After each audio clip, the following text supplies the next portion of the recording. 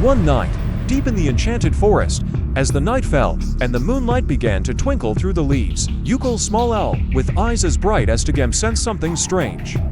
Tonight wasn't just an ordinary, quiet night.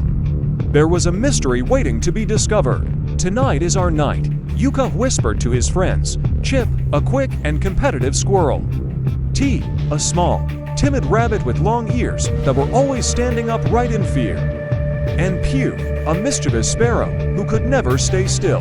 The group began their journey deep into the forest, where even the wind seemed hesitant to pass through. Suddenly, a soft rustling sound came from somewhere nearby.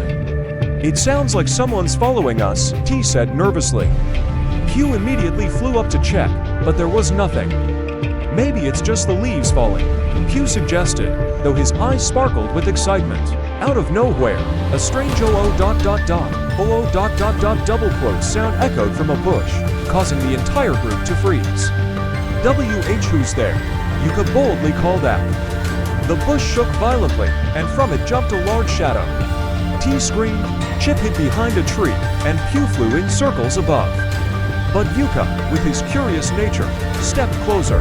It wasn't a monster after all, but Bum, a big, chubby raccoon, who was stuck among the branches. Oh dear, I was just looking for a quiet spot to practice my dancing, and didn't mean to scare you all. Bum laughed heartily, rubbing his belly. After helping Bum free himself from the branches, Yuka and his friends continued their adventure. They soon came across a glowing river, where thousands of fireflies gathered on the surface, turning the flowing water into a magical, glowing galaxy. Pew jumped into the river, dipping his wings, and amazingly, they began to shimmer like stars. Wow, I'm the brightest star of the night, Pew exclaimed, soaring through the sky. Their journey didn't stop there. As they ventured further into the forest, a fox appeared from the shadows. But instead of being scary, the fox began to ... sing. An operatic voice filled the air, and the entire forest fell silent, listening. I am Zarina, Queen of the Night, the fox proudly introduced herself before going to her surprised little audience. That night, Yuka and his friends realized that the darkness wasn't something to fear.